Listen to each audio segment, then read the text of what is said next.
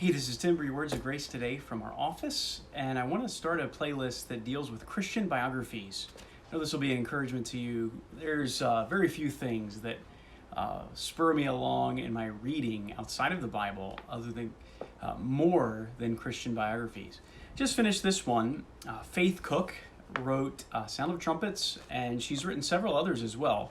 But this one highlights seven different people that we can glean from in different areas of life that have gone on before us, and the trumpets have sounded already for their job well done. One's a stonemason / evangelist. Another lady actually spent most of her life, or a big portion of her life, in an insane asylum. But these are people from the past who continue to speak to us many years later. I have found great benefit from the seventh person here, Samuel Pearce. Samuel Pearce. All of them are great. Worth your read. Please pick it up, Banner of Truth. But Samuel Pearce really pushed me along in my passion for the Lord. He lived a short life. 33, died when he was 33, but he was passionate about serving the Lord, and actually one main focus that I will encourage us to consider today, because he lived at a time was very difficult. Actually, when he was a pastor, serving in England, there were great financial difficulties of families of the day, food shortages, and yet what we read his life, what he gave himself to, was something even more important than the physical needs of others. And I think that's where we'll find a good convicting story. I'll just briefly summarize. Samuel Pearce, born in Plymouth, born to a Plymouth silversmith.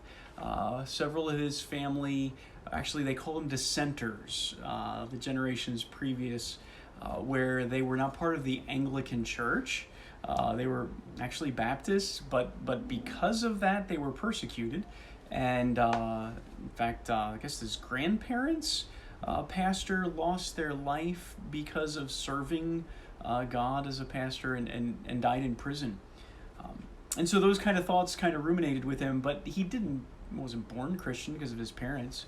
And so it was later on, as a teenager, he was struck with the need for eternal life. Visited a person in a cottage who was dying, and he came to help, but heard the man struggling and actually screaming out, I'm damned eternally." And that really struck young Samuel with the need to be sure of his eternity. A little bit after that, he's still 16, here's another kind of convicting point, and this was a gospel point. A young man not much older than him was preaching the gospel. He heard it clearly, Isaiah Britt, and was struck to the heart. The Lord opened his eyes to the truth of the gospel, and he believed that Jesus died for his sins as well. The about face that took place really never left young Samuel, though he did often make covenants.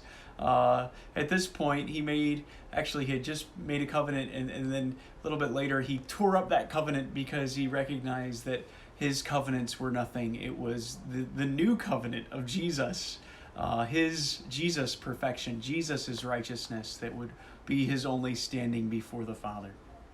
Struck at this point with the need to reach people who had never heard. And so during the war with the colonies, at this point, 1776 is coming up, he sees that they're sending all of their criminals to Australia.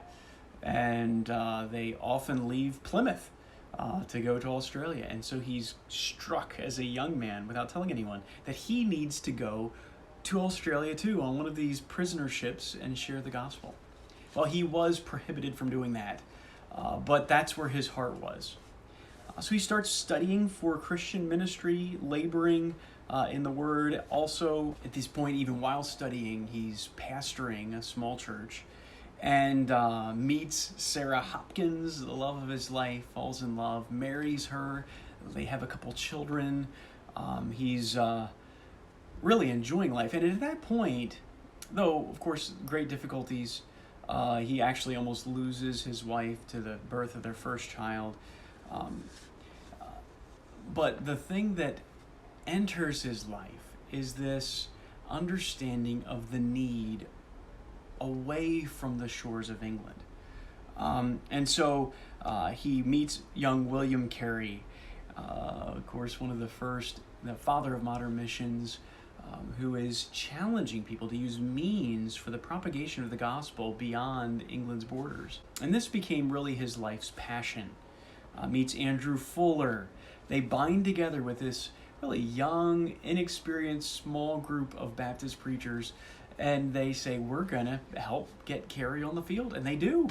But it takes up so much toil, traveling nonstop from church to church to church, raising funds, raising awareness.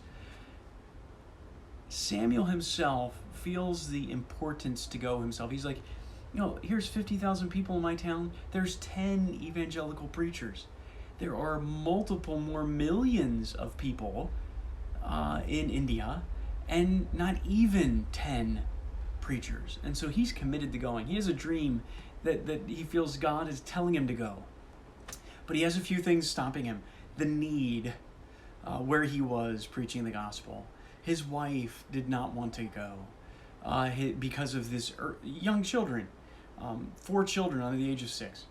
And then also the need to raise awareness and funds.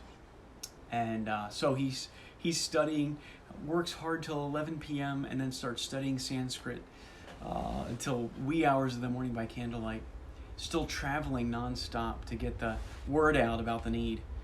He's really committed to this in an unusual way. Well, he submits himself to the will of the board, these other pastors that would send him. And this is 1794.